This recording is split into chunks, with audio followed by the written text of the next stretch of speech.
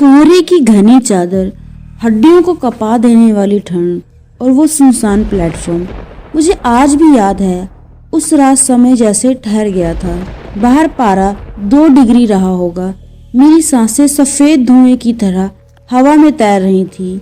घड़ी की सुइयां रात के ठीक 1:30 बजा रही थीं। मैं अकेली उस पुराने जर्जर रेलवे स्टेशन के लकड़ी के बेंच पर बैठी अपनी ट्रेन का इंतजार कर रही थी। स्टेशन का नाम था नीलगंज।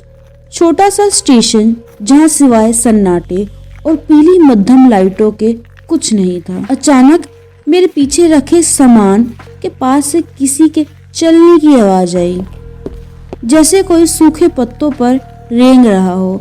मैंने मुड़कर देखा तो वहां कोई नहीं था, सिर्फ वो गहरी धुंध थी जो धीरे धीरे प्लेटफॉर्म पर चढ़ रही थी। तभी मेरी नजर दूर खड़ी एक लड़की पर पड़ी। उसने सफेद रंग का पुराना स्कूल यूनिफॉर्म पहन रखा था। इतनी ठंड में भी उसके पैर नंगे थे। वो पटरी के बिल्कुल किनारे खड़ी थी, अपना सिर झुकाए हुए। सुनो, पीछे हट जाओ, वहाँ खड़े होना खतरनाक है, मैंने आवाज दी। उसने कोई जवाब नहीं दिया। मैंने सोचा शायद उसे सुनाई नहीं दिया। मैं उसकी तरफ बढ़ी, लेकिन जैसे जैसे मैं उसके पास जा रही थी, स्टेशन की लाइटें अजीब तरह से छपकने लगी। जब मैं उसके महज 5 कदम की दूरी पर थी, वो अचानक रुकी, बिना मुड़े। उसने अपना सिर पीछे की ओर घुमाया, पूरा 180 डिग्री। उसकी आंखें नहीं थीं, बस 2 काले गड्ढे थे जिनसे काला तरल पदार्थ बह रहा था। उसने एक भयानक चीख मारी, ऐसी चीख जो इंसानी नहीं थी। उस आवाज से स्टेशन के सारे कांच के शीशे एक साथ चकनाचूर हो गए। मेरे कान के पर्दों से खून बहने लगा। तभी मुझे महसूस हुआ कि मेरे पैर जमीन पर नहीं हैं। कोई अदृश्य ताकत मुझे पटरी की ओर खींच रही थी। मैं चिल्लाना चाहती थी, पर मेरी आवाज गले में ही फंस गई। तभी दूर से ट्रेन की हेडलाइट दिखी। वो ट्रेन नहीं थी, वो मौत की रोशनी थी। जैसे ही ट्रेन पास आई, वो लड़की हवा में तैरने लगी। उसके लंबे काले नाखून मेरी गर्दन की ओर बढ़े। उसने फुसफुसाते हुए कहा, तुम भी यहीं रहोगी हमेशा के लिए। अचानक स्टेशन मास्टर के कैबिन से एक बूढ़ा आदमी दौड़ता हुआ आया। उसके हाथ में जलती हुई मशाल और गंगा जल की बोतल थी। उसने जोर से मंत्र पढ़ते हुए पानी मुझ पर और उस साए पर छिड़का। एक तेज धमाका हुआ और वो लड़की धुएं में तब्दील हो गई। जैसे ही ट्रेन रुकी, बूढ़े आदमी ने मेरा हाथ पकड़कर मुझे सीधे डिब्बे के अंदर धकेल दिया। पीछे मत देखना बेटी, भाग यहाँ से। जब ट्रेन ने रफ्तार पकड़ी, मैंने खिड़की से बाहर देखा। वो बूढ़ा आदमी कहीं नहीं था।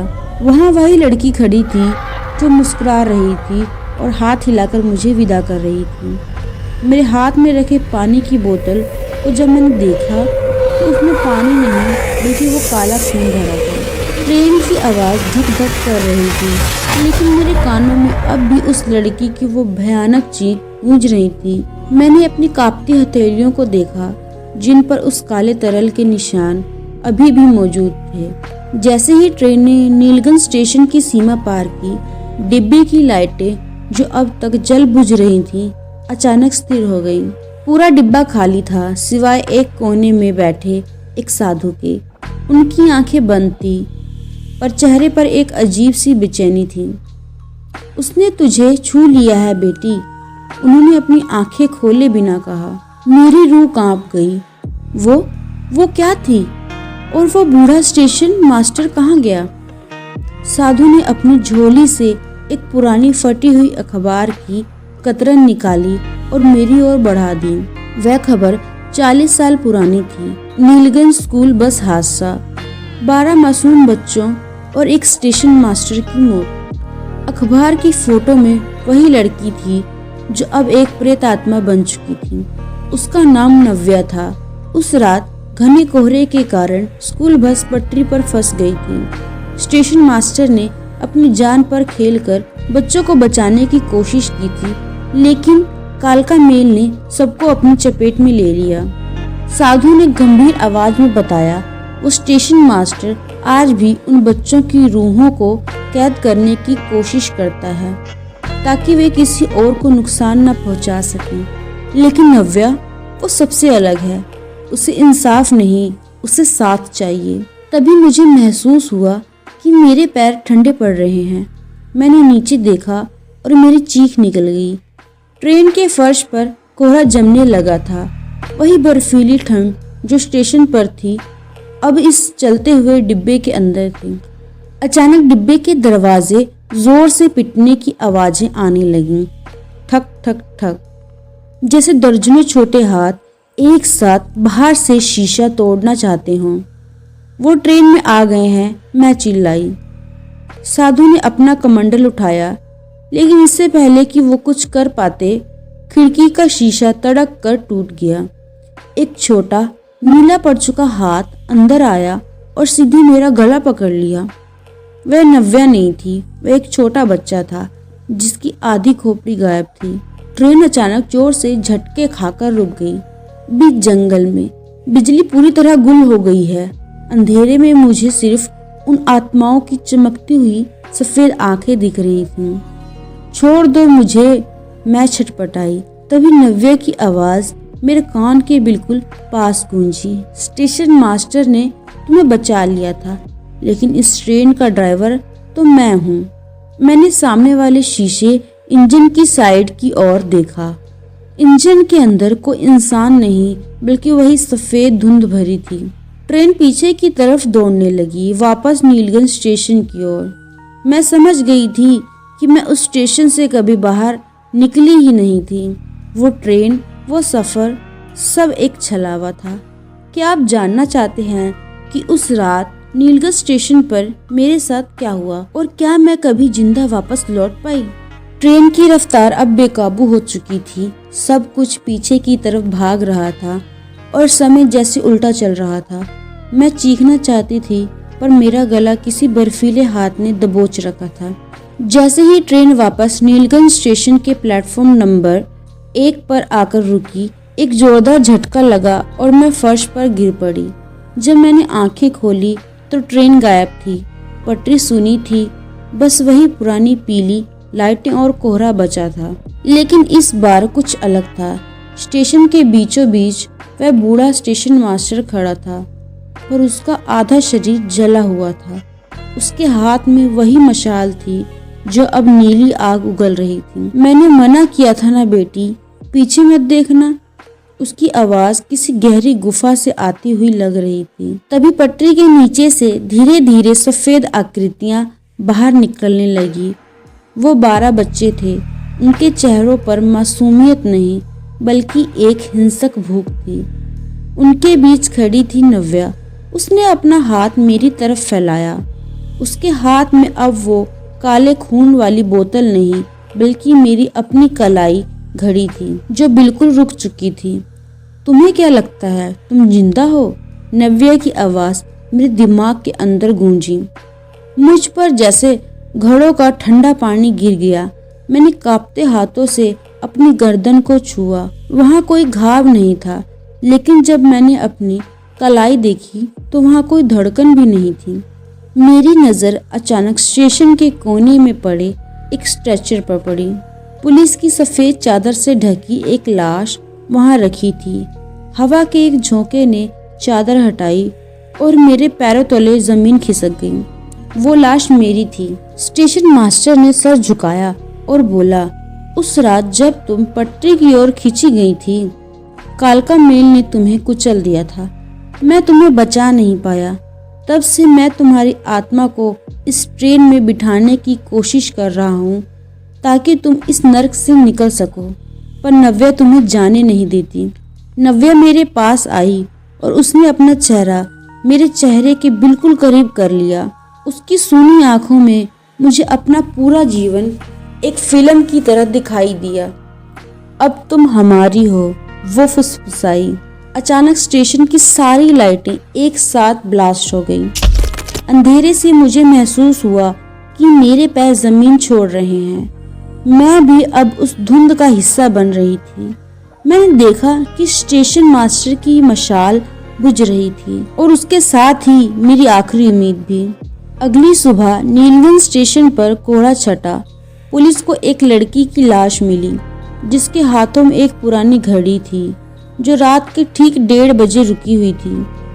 लेकिन अजीब बात यह थी कि लाश के चेहरे पर एक डरावनी मुस्कान थी और पास ही स्कूल की एक पुरानी सफेद बेल्ट पड़ी थी।